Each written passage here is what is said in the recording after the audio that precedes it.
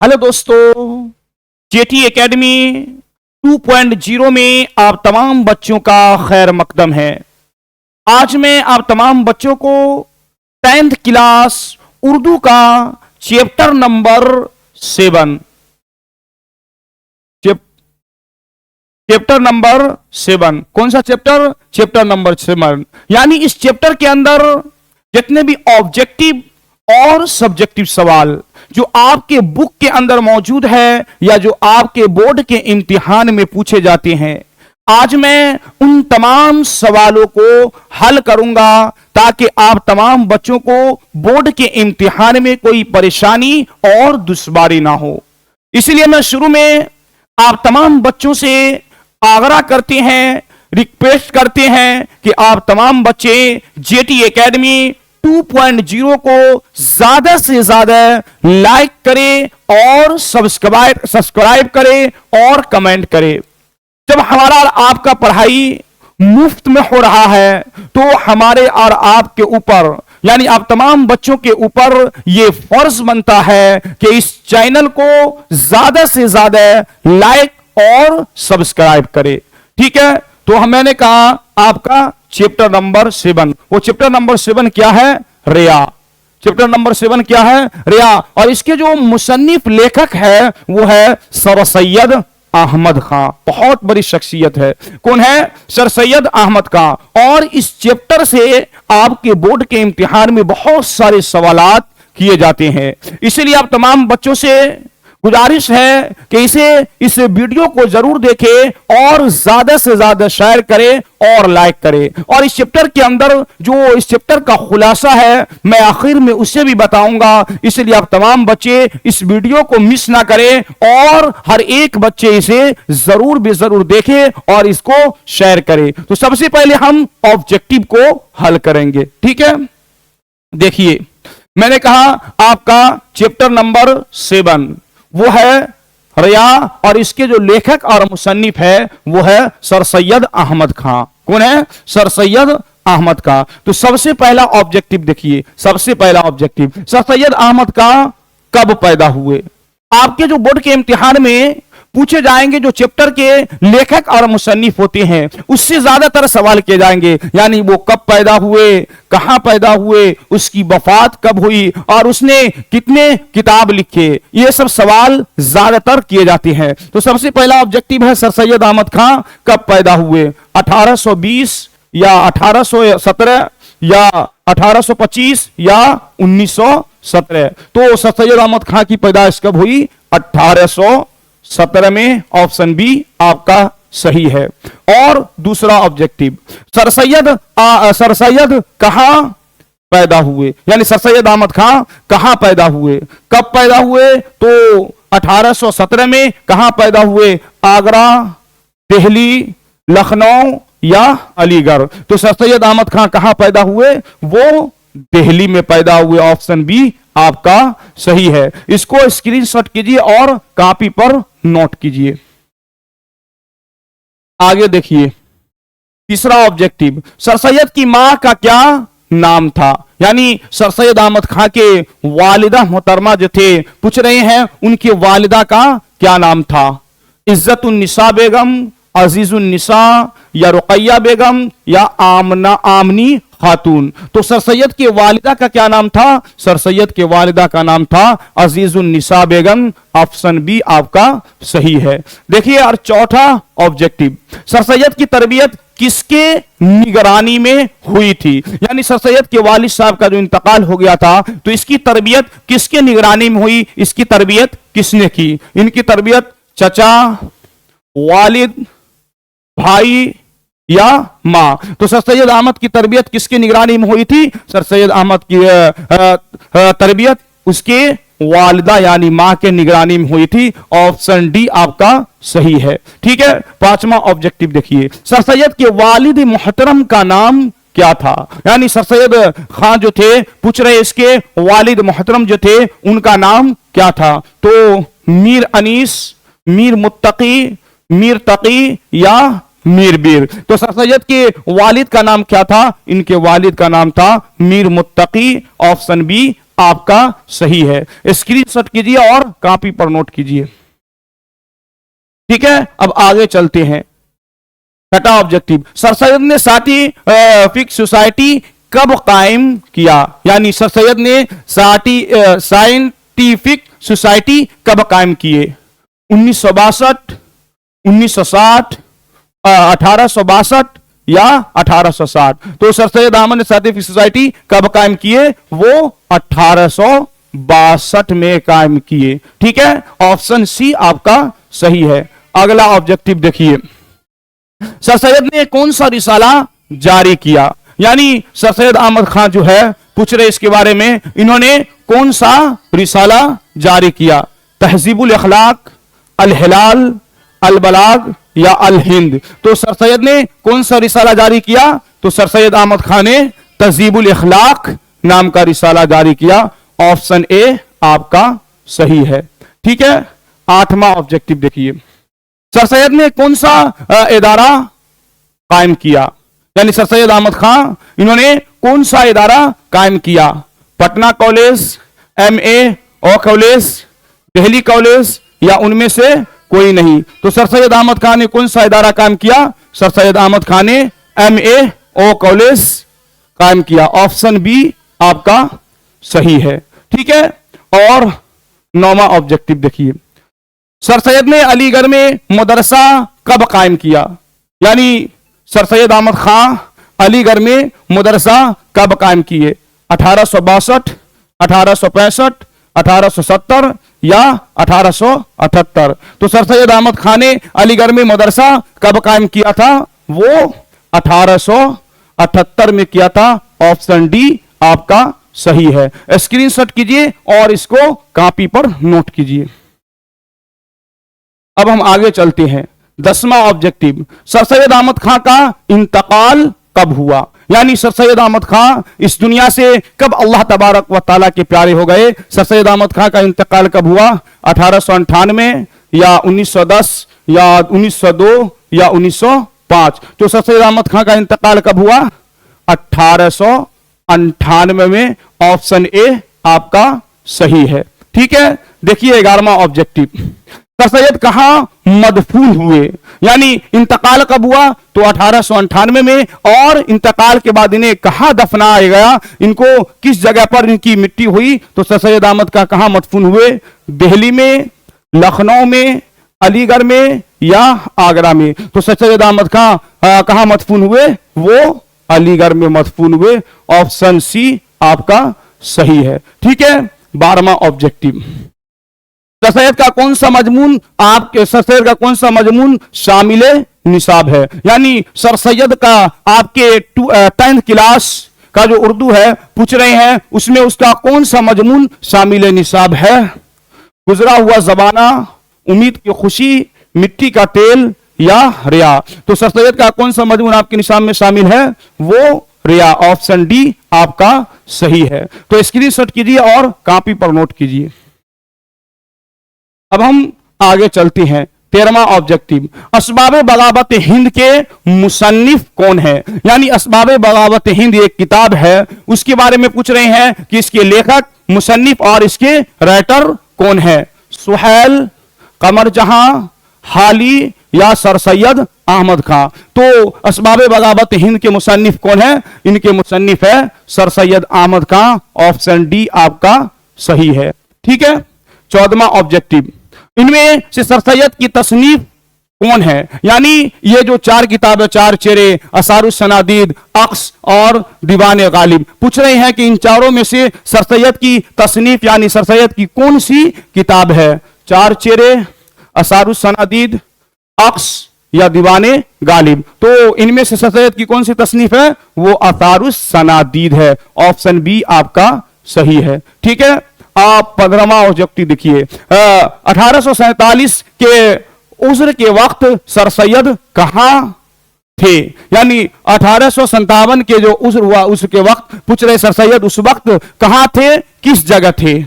दिल्ली में, बजनौर में, लखनऊ में या आगरा में? तो 1857 के उज्र के वक्त सर सैयद कहां थे? सर सैयद अहमद खान बजनौर में थे। ऑप्शन बी आपका सही है। और 16वां ऑब्जेक्टिव, अलीगढ़ कॉलेज की बुनियाद किसने डाली थी? यानी अलीगढ़ यूनिवर्सिटी जो अलीगढ़ के अंदर है, पूछ रहे हैं कि अलीगढ़ की कॉलेज की बुनियाद किस शख्स ने डाली थी? सर सैयद या सैयद सुलेमान नदवी या हाली या शिबली नोमानी? तो अलीगढ़ कॉलेज की बुनियाद किसने डाली थी? वो सर सैयद ने डाली थी। ऑप्शन ए आपका सही है। ठीक है, अब 17वां ऑब्जेक्टिव देखिए, सर सैयद के बुजुर्ग किस मुल्क से हिजरत करके दिल्ली आए थे? यानी सर सैयद के जो आबाओ अजदाद थे उसके बारे में पूछ रहे हैं कि वो किस मुल्क से हिजरत करके हिंदुस्तान आए थे? पाकिस्तान, ईरान, अरब या उनमें कोई नहीं? तो सर सैयद के बुजुर्ग किस मुल्क से हिजरत करके दिल्ली आए थे? वो अरब से, यानी ऑप्शन सी आपका सही है। स्क्रीनशॉट कीजिए और इसको कॉपी पर नोट कीजिए। अब हम आगे चलते हैं। 18वां ऑब्जेक्टिव, सर सैयद इंग्लिस्तान कब गए थे? यानी सर सैयद अहमद खां हिंदुस्तान से इंग्लिस्तान किस सन में गए थे? कब गए थे?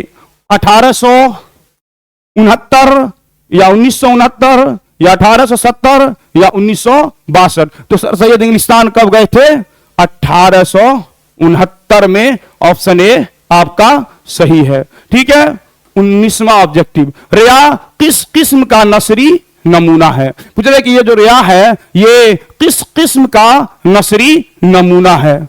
रोमानी मजमून, इस्लाही मजमून, इल्मी मजमून या उनमें सभी? तो रिया किस किस्म का नसरी नमूना है? किस किस्म का नसरी नमूना है? वो है इस्लाही मजामीन। ऑप्शन बी आपका सही है। और 20वां ऑब्जेक्टिव, सर सैयद अहमद खां को सर का खिताब कब मिला? यानी सर सैयद अहमद खां जो है, पूछ रहे हैं कि इनको जो सर का खिताब मिला वो किस सन में मिला?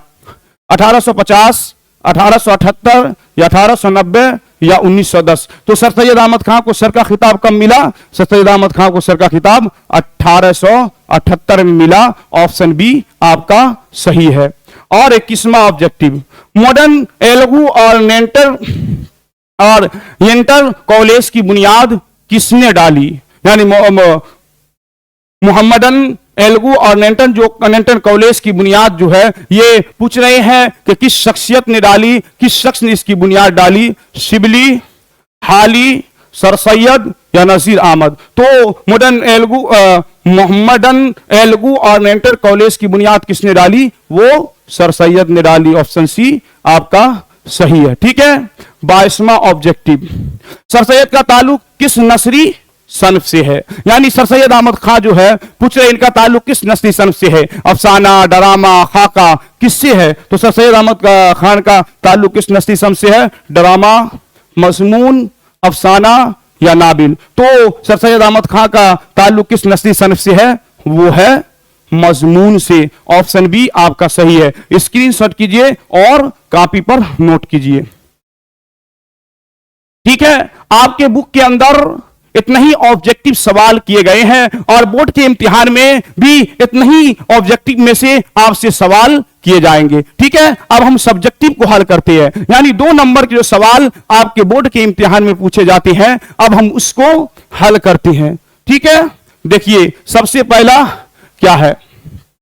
सर सैयद की पैदाइश कब हुई? मैंने बता दिया सर सैयद की पैदाइश कब हुई। सर सैयद की पैदाइश जो हुई है 1817 में इनकी पैदाइश हुई है। कब हुई है? सर सैयद की पैदाइश 1817 में हुई है। और दूसरा क्या है? सर सैयद की वालिदा का नाम क्या है? यानी जो इनके वालिदा मोहतरमा है, पूछ रहे हैं कि इनके वालिदा का नाम क्या था? तो सर सैयद की वालिदा का नाम था अजीजुन्निसा बेगम। क्या था? सर सैयद की वालिदा का नाम अजीजुन्निसा बेगम था। तीसरा ऑब्जेक्टिव, सर सैयद की वफात कब हुई? यानी सर सैयद खां इस दुनिया से कब रुखसत हो गए, कब अल्लाह तबारक व तआला को प्यारे हो गए? तो सर सैयद की वफात 1898 में हुई। कब हुई? सर सैयद की वफात 1898 में हुई। चौथा देखिए, सर सैयद का कौन सा मजमून आपके निसाब में शामिल है? यानी सर सैयद अहमद खां का कौन सा मजमून आपके निसाब में शामिल है? तो सर सैयद का रिया मजमून हमारे निसाब में शामिल है। ठीक है, स्क्रीनशॉट कीजिए और कॉपी पर इसको नोट कीजिए। आगे देखिए, 5वां सब्जेक्टिव, सर सैयद ने कौन सा रिसाला जारी किया है, यानी सर सैयद अहमद खान ने कौन सा रिसाला जारी किया। मैंने ऑब्जेक्टिव के अंदर ही बता दिया, सर सैयद अहमद खान ने तहजीबुल इखलाक जारी किया है। कौन सा रिसाला? तो सर सैयद अहमद खान ने रिसाला तहजीबुल इखलाक जारी किया है। ठीक है। और छठा देखिए, सर सैयद को सर का खिताब कब मिला, यानी सर सैयद अहमद खान को सर का खिताब कब मिला? तो सर सैयद को सर का खिताब 1878 में इनको सर का खिताब मिला। ठीक है। सातवां ऑब्जेक्टिव, सर सैयद की एक तसनीफ का नाम बताए, यानी सर सैयद अहमद खान ने बहुत सारे किताबें लिखे हैं, पूछ रहे उसमें से उनकी किसी एक तसनीफ का नाम लिखा बताए। तो उनकी एक तसनीफ का नाम है असबाबे बगावते हिंद। क्या है? उनकी एक तसनीफ का नाम है असबाबे बगावते हिंद। और आठवां ऑब्जेक्टिव, सर सैयद कहां पैदा हुए? मैंने ऑब्जेक्टिव के अंदर ही बता दिया हूं, आप तमाम बच्चे कमेंट करके बताएं सर सैयद कहां पैदा हुए। तो सर सैयद दिल्ली के एक मुअज़्ज़ज़ घराने में पैदा हुए। सर सैयद कहां पैदा हुए? दिल्ली के एक मुअज़्ज़ज़ घराने में इनकी पैदाइश हुई। स्क्रीनशॉट कीजिए और कॉपी पर इसको नोट कीजिए। अब देखिए, जितना सब्जेक्टिव था मैंने अब तमाम बच्चों को बता दिया। अब इस चैप्टर के खुलासा, यानी इस चैप्टर के अंदर किस चीज को बताया गया है और इनकी अदबी खिदमात सर सैयद की अदबी खिदमात पर एक मजमून लिखे, यानी इसकी अदबी खिदमात कौन कौन से है, यह भी आपके इम्तिहान में पूछे जाएंगे। इस तरह सर सैयद की अदबी खिदमात पर एक मजमून लिखे। तो देखिए क्या है, उर्दू अदब की नसरी तारीख में सर सैयद अहमद खान की शख्सियत एक दरख्शां सितारे की है, यानी उर्दू अदब की नसरी तारीख में सर सैयद अहमद की शख्सियत एक दरख्शां सितारे की है, यानी इसकी शख्सियत बहुत बड़ी हुई है। आपकी कौमी और अदबी खिदमात नाकाबिले फरामोश है, यानी ये कौमी खिदमात भी करते थे और कौम की भी खिदमत करते थे और अदबी खिदमात भी ये किया करते थे। सर सैयद बैक वक्त सुलह कौम और उर्दू अदीब के साहिबे तर्ज माहिर तालीमात थे, यानी ये कौम के रहनुमा भी थे। कौम के दरमियान कोई तफरकाबाजी हो जाता इसको भी सुलह करते थे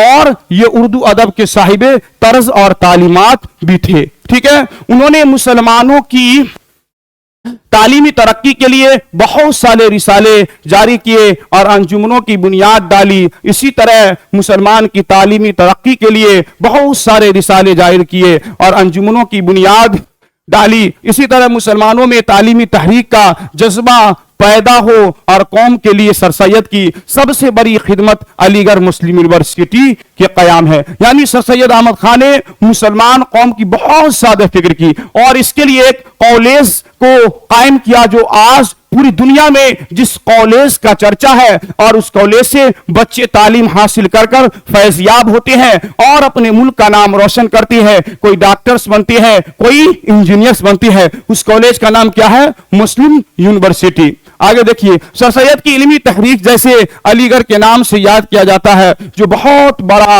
अदबी कारनामा है। सर सैयद की जबान निहायत सादा और सलेस है। वो अपनी मजमून में साफ सादा और रोजमर्रा बोले जाने वाली अल्फाज ज्यादा इस्तेमाल की है, यानी एकदम बिल्कुल सादा अल्फाज जो हमारा आप जिस तरीके से रोजमर्रा बात करते हैं हर एक दिन, उसी तरीके के अल्फाज उन्होंने उसमें इस्तेमाल किया है। सर सैयद ने असारुस्सनादीद, खतबात अहमदिया और असबाब बगावत हिंद लिखकर उर्दू की बेशबहा खिदमात अंजाम दिए और उर्दू में सादा नस्र निगार सर सैयद की देन है।